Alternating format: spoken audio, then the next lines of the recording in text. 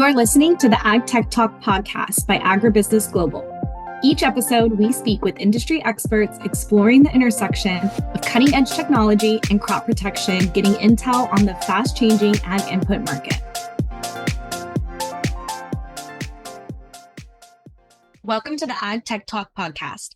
I'm your host, Michelle Katsaris, Managing Editor for AgriBusiness Global. Today, we'll be speaking about irrigation technology with Biome Makers Gus Plamann, Senior Technical Agronomist, and Meri Mullins, Director of Global Accounts. How do biostimulants contribute to enhancing plant resilience in drought situations or rain deluge? Great topic to touch on. And I know, there's, I'd say from more of a general, I think we'll get into some of the more details, more of the specific details on those modes of action, the specific functions microbes perform to improve plant stress tolerance to drought, other abiotic factors, but really the general mechanisms that the biostimulants, biological products perform. There's a million definitions of biologicals or biostimulant products out there, but in most cases, we're talking about products that either contain an active living beneficial microbe or are able to stimulate beneficial microbes in the soil. And what these beneficial microbes, bacteria, and fungi are able to do is they can both directly promote a plant's ability to deal with drought stress. So this is in cases where they might produce metabolites that plants can uptake, and it helps promote more efficient water use in the plant, allowing plants to regulate like their stomata and better deal with drought when they are dealing with low moisture conditions. And then microbes, that's the more indirect way that these biostimulants can promote drought stress. And I'm generalizing. There's a lot of other examples and ways they can directly promote drought stress. But then microbes and biostimulants can also indirectly aid in promoting plant tolerance to drought by improving the water retention in the soil, indirectly helping plants by just increasing the level of moisture, improving soil organic matter, and also promoting aggregation and texture that allows excessive water, deluge or saturation to pass through and not cause significant harm, because we know, of course, that can, there can be issues with excessive water in addition to drought. So yeah, these biostimulants can both address drought issues directly as, in increasing the crop's ability to deal with it and improving the conditions of the soil in ways that improve water retention and ultimately better allow the plant access to moisture. I would just add, biostimulants contribute to enhancing plant resilience in drought situations and, heavy rain conditions. And in a few of the ways that Gus mentioned, but to kind of elaborate there, either by promoting the hormones or producing the hormones and stress hormones, abiotic stress tolerance directly to the plant. So actually providing the plant with hormones that make them more resilient, or actually creating those compounds that make the soil more aggregated, like Gus mentioned. So exopolysaccharide production, some of that stickiness that is produced and enhanced and stimulated by different biostimulant products that improve water holding capacity, which obviously helps with drought situations, but it also helps with extreme rain events, right? If your water has a higher capacity to hold, or the soil has a higher capacity to hold water. Like Gus mentioned, just summarizing, there's, both the hormones feeding directly to the plant to make them more resilient to drought situations, but also the compounds that organisms can produce to increase aggregation. A couple different mechanisms that biostimulants have to contribute to plant resilience in both drought and heavy rain conditions. And there's probably a few dozen other sort of examples or areas that relate to that. But I'd say those are kind of the primary examples that are most tangible to what growers are able to do with biostimulants. In what ways have advancements in biostimulant technologies improved their effectiveness in mitigating the impact of abiotic stressors on plant growth and development? I like this one because this gets to kind of one thing that I sort of nerd out about a lot with biostimulants maybe just the last 4 or 5 years, not even that long a period of time. Biostimulants have really come a long ways. A lot of development and a lot more focus on modes of action and a lot more clarity coming out. That's one of the cool things about being in a position where we're measuring some of the effects of these biostimulants. So just some examples of ways they've sort of optimized performance or improved their ability to support abiotic stress tolerance. A lot of the early biostimulants and biologicals, especially like the nitrogen fixers, the seed treatments used for especially for like soybeans and legumes, we're typically single strain. We're just one bacterial strain, going back to products that were around in like the 90s and early 2000s. In recent years, there's been a lot more of a focus on more diverse products that might have 5 or 10 or even 20 or more different strains that they're culturing for in a biostimulant. And one of the reasons that pertains to supporting plant stress response is that microbes deal with stress too. They don't all live in every different environment. They have certain environmental conditions they may prefer or they may not do well in. Some microbes may do pretty well in dry conditions, and some may really struggle and really need some degree of baseline soil moisture, different levels of salinity, pH, nutrient levels, all sorts of factors that we see that can dictate, microbes, their survivability and their performance when they're functioning in the field. So products that contain a dozen or even several dozen species of microbes, some of those microbes may persist in certain environments, others may not. But if they have more diversity, then if there is just one or two strains, they may not be good performers in certain, agricultural soil conditions. So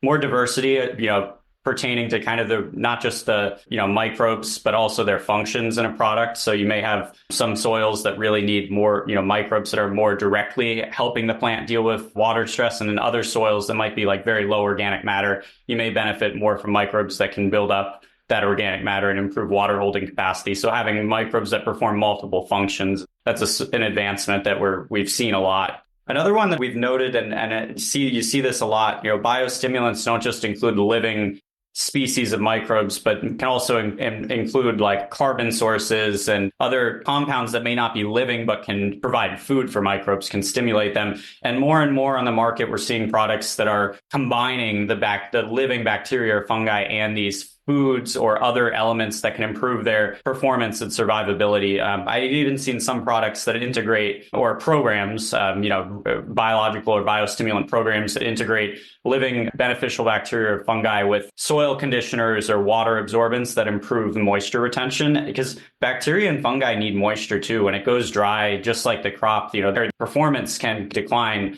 So additives that actually compound that microbial performance, that's another advancement I've seen. Yeah, I think it's really exciting to think about the different advancements in biostimulant technologies, and a couple are, the increased diversity. So, having increased diversity across different functions really helps to make products more effective in multiple scenarios across cropping systems. And then the other one, like you mentioned, is the those food sources or other components that keep the microbial community living and available to actually do its function in the soil. Especially when we talk about drought conditions, having those extra food sources and water retention as part of the whole technology, as part of the biostimulant technology, really helps keep the living piece going. So just, in summary of the couple of advancements that we've seen in biostimulant technologies over time. Aside from just diversity of the microbes that are inoculated or cultured in these products, I'm also seeing more and more diversity of the actual food sources or these biostimulants. Like some products, there's different types of food sources for microbes. Like a lot of bacteria especially love simple sugars, like molasses-based products, because they're really easy to uptake and that carbon is really readily available to them in the short term. But then, microbes can use up that carbon pretty quickly. So some products are also incorporating complex carbons. Like I've seen products of like lignin, cellulose, more like woody biomass that microbes actually take time to break down. So it's more of a slow release carbon source. So kind of like the concept of slow release fertilizer, some of these biostimulant manufacturers are actually including both sort of fast release and slow release food sources for the microbes. And that, of course, bolsters their performance and helping with abiotic stress over time instead of just in the short term. It allows those microbes to be more resilient and survive, and help, carry out their functions. Are there any particular crops or regions where the use of biostimulants has demonstrated significant success in addressing the water scarcity and abiotic stress challenges?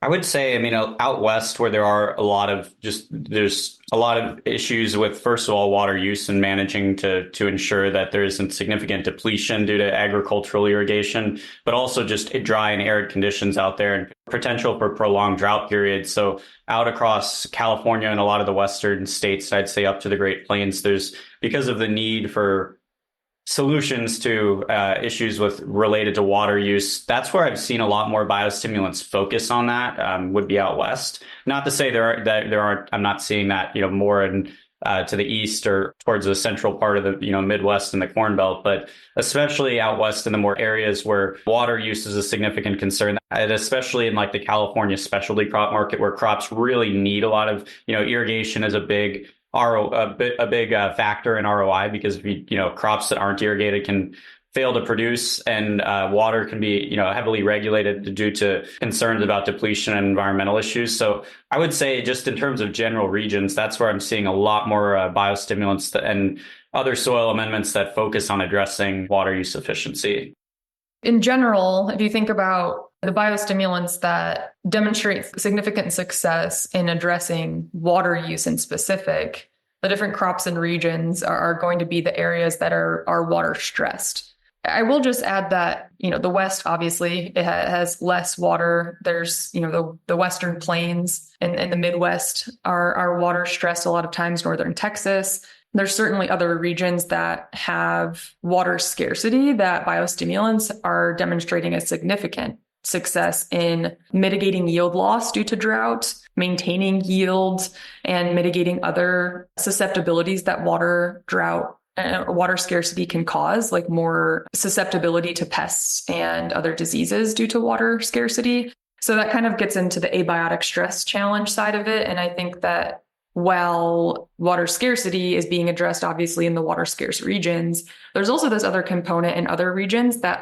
have different stressors, right? Like in high humidity areas where there may be a lot of mold susceptibility or other diseases that are really going to pop off where there's high moisture. There's also abiotic stress support that we see with biostimulants in those regions as well. So in the South, in citrus or peppers or tomatoes, where they're not water scarce, but there may be other abiotic stressors like pathogens that biostimulants can support the resilience and resistance to. Yeah, and biofungicides, there's beginning to be more and more biofungicides in the market that are pretty effective, both as soil drench and also some as foliar treatment. And, seen a lot of success with that, especially in these sort of regions, the Southeast, that deal with a lot of fungal diseases related to excessive moisture. Can you discuss the science behind how biostimulants work to improve water use efficiency in plants?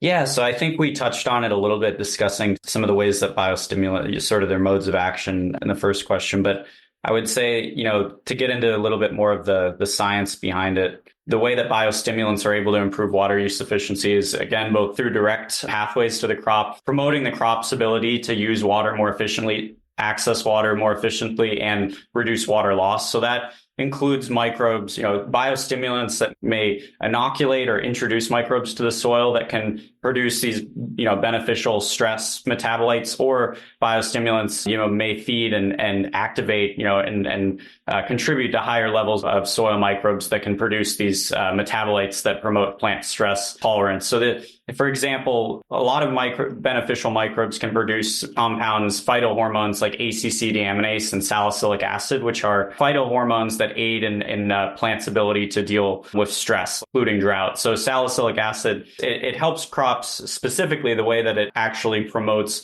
water use efficiency is by regulating a crop's opening of its stomata, the little holes that are present on foliage that photosynthesis is performed through. Those stomata, those little holes, allow moisture to be lost through transpiration. And when it is excessively hot, or there's not drought conditions, microbes and biostimulants, and biostimulants may also, some biostimulants actually include phytohormones or metabolites like salicylic acid that directly help crops deal with water stress. But basically, as these microbes produce salicylic acid and it's uptaken by crops, they're better able to regulate, open and close those stomata at the appropriate times to avoid losing too much water, and also continue to do enough, perform enough photosynthesis to support their metabolism. So that's really that direct route, is the biostimulants can either inoculate or introduce microbes that produce plant growth promoting and plant stress tolerance promoting metabolites, or biostimulants may directly introduce some of these metabolites into the soil. So that's, the direct route. And indirectly, There's many biostimulants that are shown to introduce microbes that improve soil aggregation. Meri referenced exopolysaccharides, which are a substance that basically binds together micro soil particles. So when microbes produce these exopolysaccharides after they're introduced with a biostimulant, it helps those little micropores that are essentially glued together retain moisture better. These exopolysaccharides are like a biofilm, like a glue that allows more moisture to be retained on a micro level in these little these microscopic particles and pores. And then on another indirect way that biostimulants can improve water use efficiency is just by building up soil organic matter. There's a lot of products, biostimulants out there that may promote residue decomposition or improve carbon cycling. There's a lot of evidence and benefits of humic products and others that are shown to improve soil organic matter or stimulate microbes to build soil organic matter through decomposition and carbon fixation. And that's probably one of the strongest and most scientifically supported ways that biostimulants and soil microbes in general can support plant water use efficiency because we know that soil organic matter holds more. As you build soil organic matter, the water holding capacity goes up significantly of the soil, and microbes play a huge role in building soil organic matter. So those are sort of three of the more scientific ways: the direct route of microbes and biostimulants providing stress adaptation, promoting compounds like salicylic acid, and then the indirect route on the micro scale, microbes producing biofilm that helps hold small aggregations together. And on the more macro scale, and looking holistically across landscapes, microbes are largely responsible for building up the soil organic matter that aggregates soil and improves water holding capacity, as well as regulating water infiltration and reducing the potential for erosion and runoff when soil is compacted. So on the flip side, in addition to improving soil, water holding capacity, microbes can also improve the ability of soils to maintain and avoid compaction so that water doesn't just run off the surface and cause erosion or loss of soil. There's probably 3 or 4 others that I could touch on, but I think for most biostimulants, those are really the major modes of action that support plant water use efficiency. Can you share any examples or case studies where the application of biostimulants has shown a notable reduction in water usage? So I have a case study here that I figured is worth mentioning. We have to be a little bit careful in what information we can share at Biome Makers because all of our client data is confidential unless they look to publish or we collaborate on a case study or other way of sharing information. So there's a handful of case studies, and a recent one that comes to mind related to water. It's more related to soil texture, but it is related to plant water use efficiency. And it was actually in an interesting agronomic setting of a golf course, unlike a typical production farm or row crop. This was in a case of a company. We did a case study with them in a webinar, so I can disclose, and I'm sure they'd be happy to share any more information on this case study. But this is a biostimulant company actually up in Canada called Replenish Nutrients that sells a line of biofertilizer products. They have a few different products, including one called Rebuilder, which is a biofertilizer. It has some compost and some organic matter component.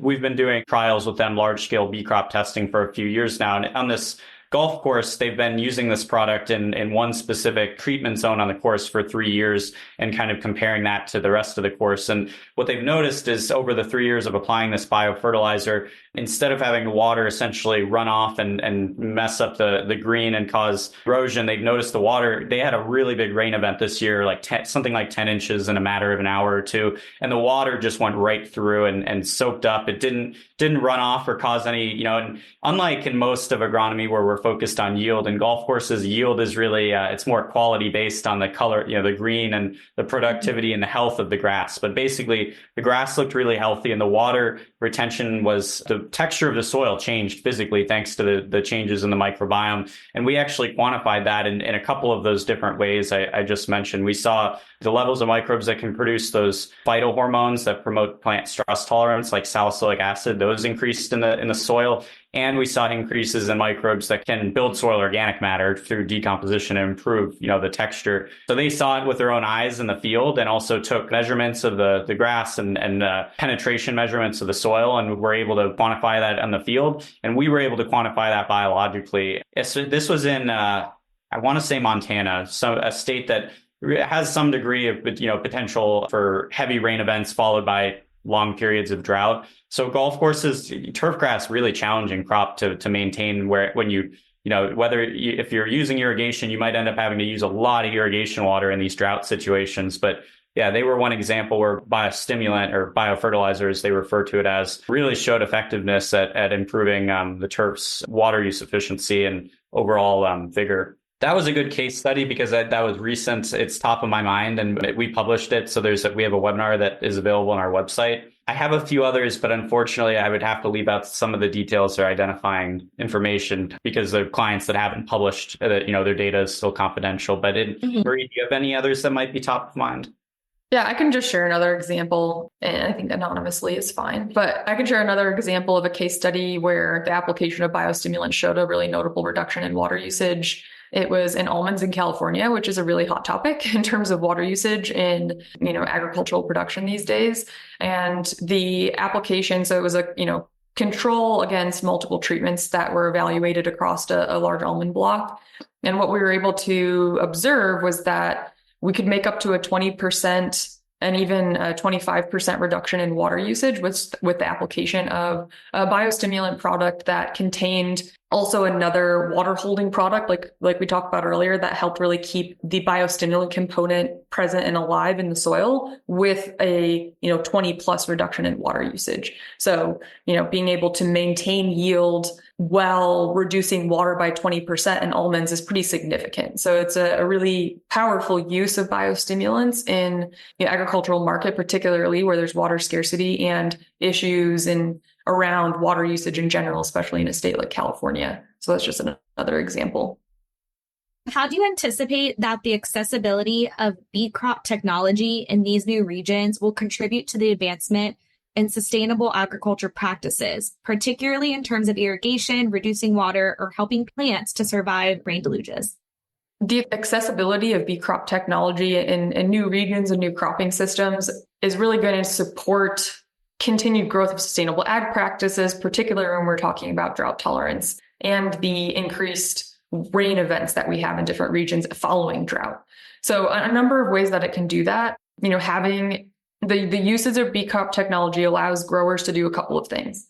One, it allows them to understand where they are today relative to stress adaptation and water holding capacity and their biology's ability to cope with stress like reduced water or heavy rain events, right? So by using beet crop's diagnostic analysis, you can get a better understanding of where you are today, which really helps you decide what type of product or management practice you should be moving into the future to be more sustainable. And when I talk about sustainable, I'm thinking of continuing to produce crops for year to year, right?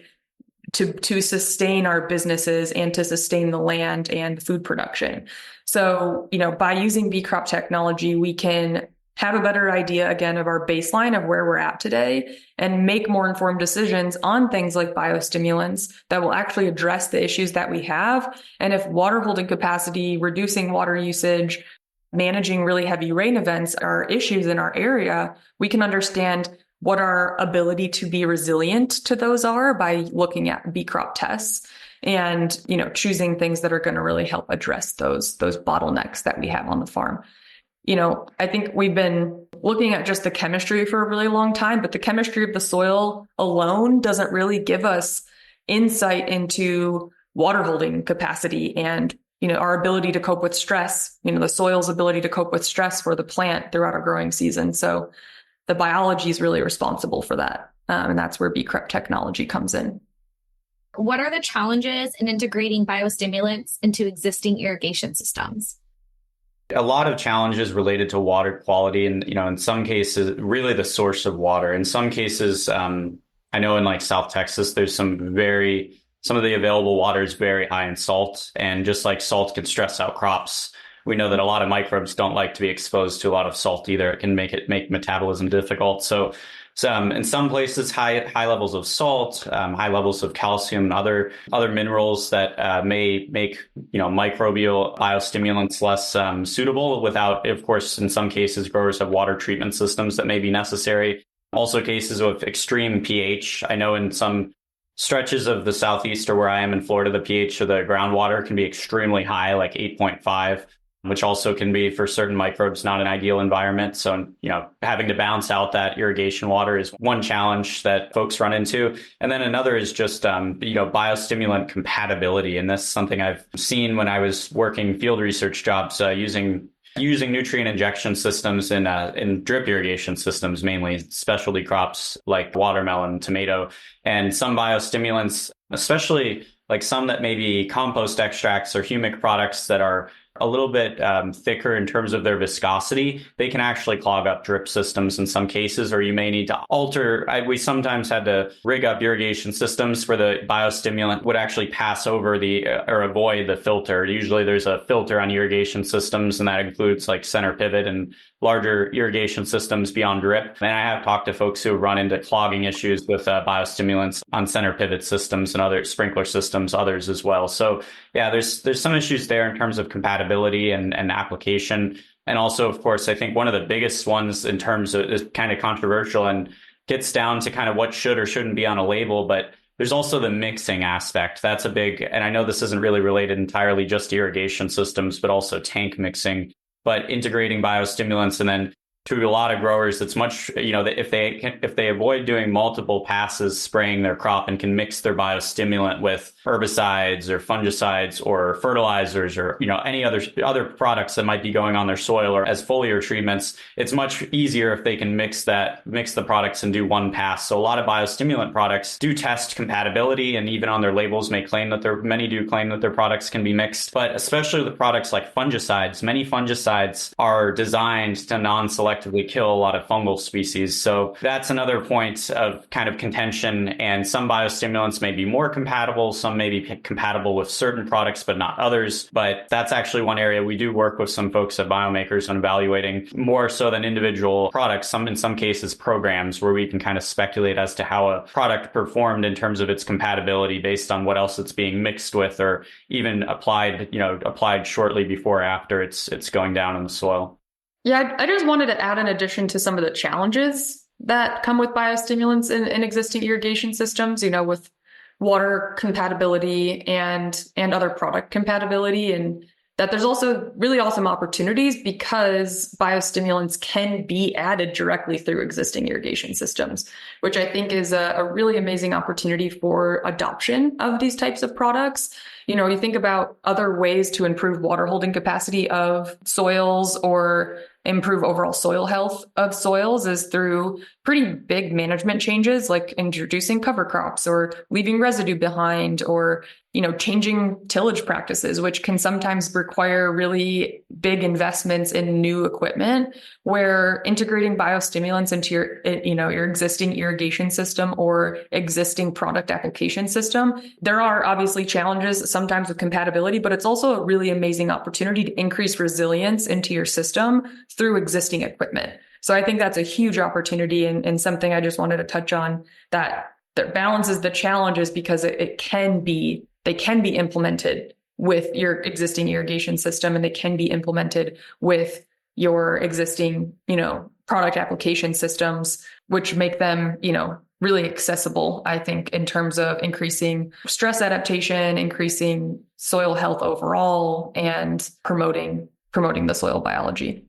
I love that you added that, Meri, because I was commenting on the limitations, but thinking to myself also, that's one of the adoption curves with biologicals is compatibility. And in especially drip irrigation, non-irrigated fields, a lot of row crops that are dry land, of course, a lot of biologicals need to be going out at planting or sprayed on after emergence or as seed treatments, because there is no irrigation system to inject it into in dry land scenarios. But in irrigated scenarios, Michelle, you asked about the regions where biostimulants have really caught on in terms of adoption. And one of the reasons I think that supports adoption out west, especially in like California specialty crop production acreage, is that they have existing irrigation systems, often that they're already injecting fertilizers and crop protection products and other inputs into.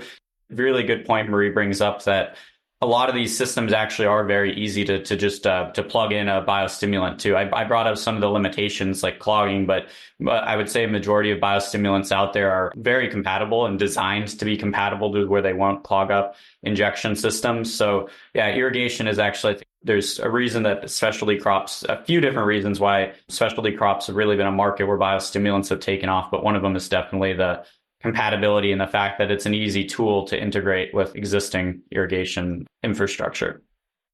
Are there any other potential challenges or limitations associated with biostimulants overall, not just with the irrigation systems? Some of the other potential challenges and limitations associated with biostimulants is not knowing where you need them and where you don't. I think that's a really big question mark in this evolving industry of biological products, is that they all have different functions.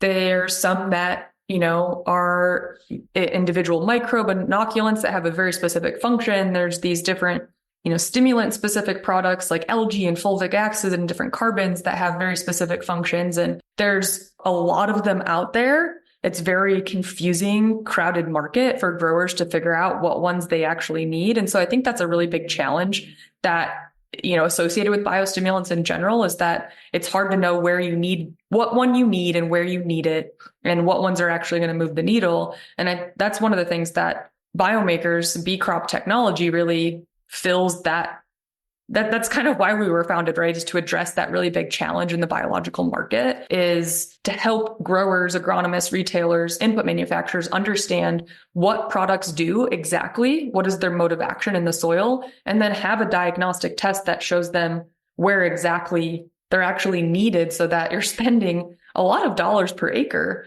It's a big investment to invest in biological products, just like all other inputs that growers have to consider. How do you know how you're making a smart investment in something that's actually going to support you?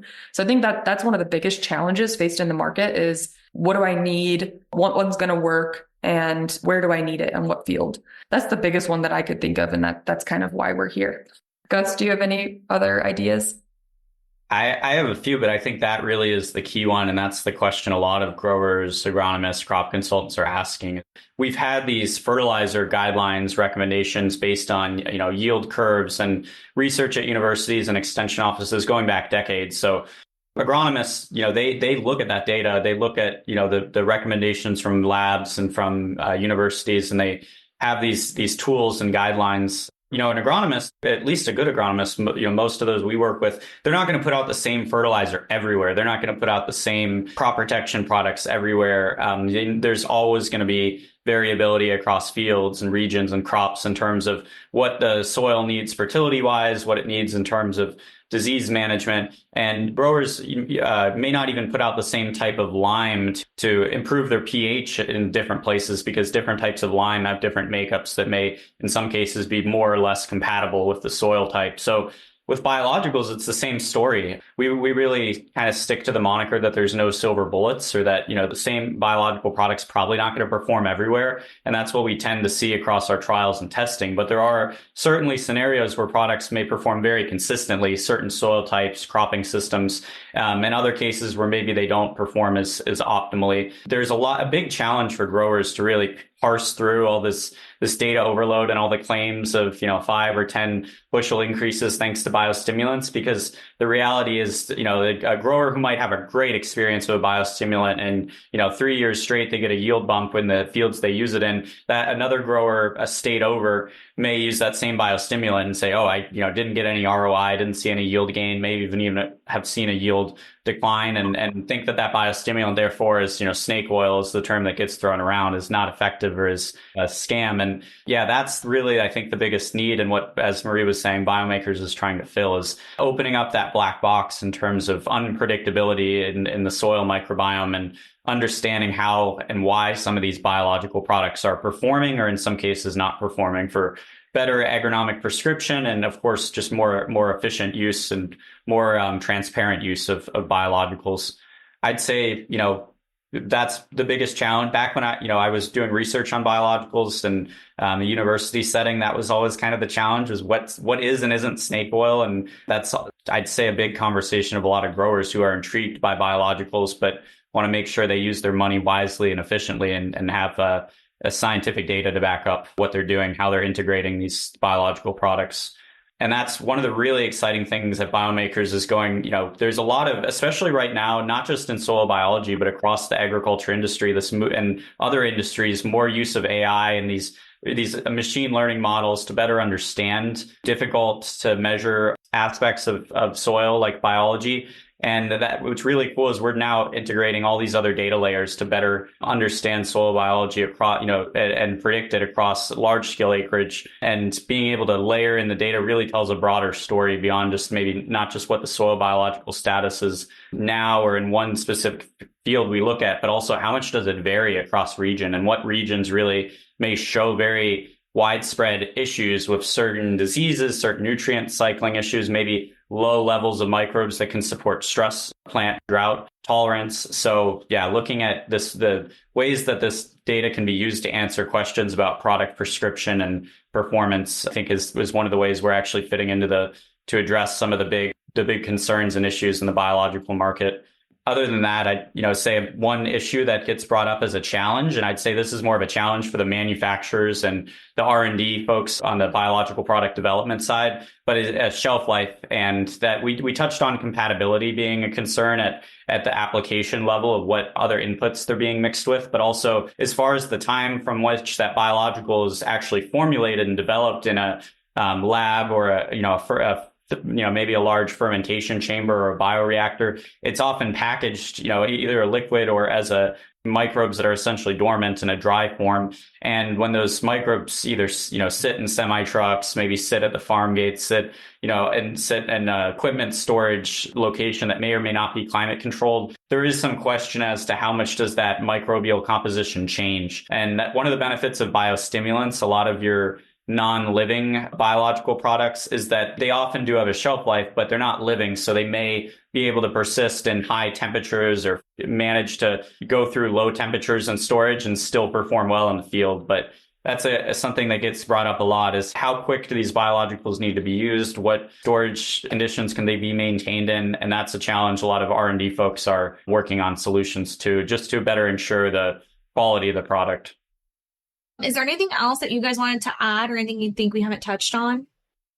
I guess one thing that comes up that I think is really important to think about, and when we think about the future of agriculture, is that there is no biostimulant or biological products against synthetic products and fertilizer products. The future is understanding how these products work together to optimize production efficiencies while optimizing soil health.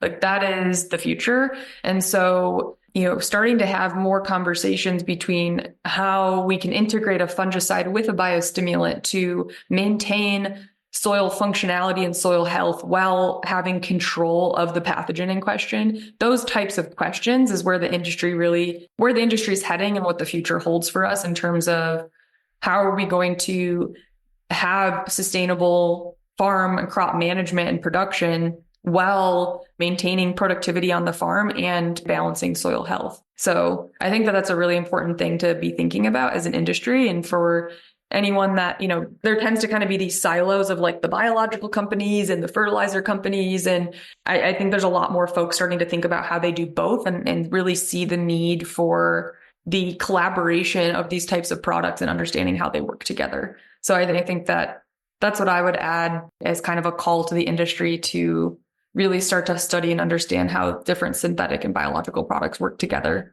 to promote sustainable agriculture for the future. That's a great message to touch on. And I think it really aligns with sort of the foundational regenerative agriculture as sort of a concept. And there's all sorts of definitions for regenerative agriculture out there, but among a lot of the really renowned and respected thought leaders in the space and some of the pioneers like Gary Zimmer, John Kempf, and plenty of others Nicole Masters, many who are really focusing on not just the techniques that are used, but sort of the mindset and the understanding of regenerative agriculture from, more of a social and philosophical lens. The idea is generally not to go with absolutes of ruling things out or ruling things in favor in every scenario, but really taking the systems approach of considering the context. And in many cases, that means not ruling out, synthetic products or non-biological products or conventional fertilizers, but treating them as tools in the toolkit, which should be used interchangeably with tools like biologicals to best improve productivity of the system. So avoiding the stubbornness or the sort of resolute or all-encompassing yeses and nos when it comes to practices is really important in regenerative ag, to stick to not a prescription and a black and white yes or no mindset when it comes to agricultural decision making, but sticking to kind of an understanding that there are tools that maybe should be used to move towards moderation or use in conditions where really the agricultural system demands it, but definitely shouldn't be thinking of it as, you're either regenerative and using biologicals or you're conventional and you're not using any. But it really, an integrated mindset is key to regenerative ag, and not ruling out anything, but also not just flipping a switch and doing something because it's the way it's always been done, but considering how things can be improved. All right. Well, thank you guys so much.